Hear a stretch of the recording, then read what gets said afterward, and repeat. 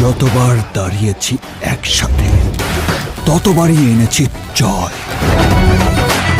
জয় ছাড়া ভাবতে শিখিনি কিছুই, তাই সেই লক্ষ্যে আর এক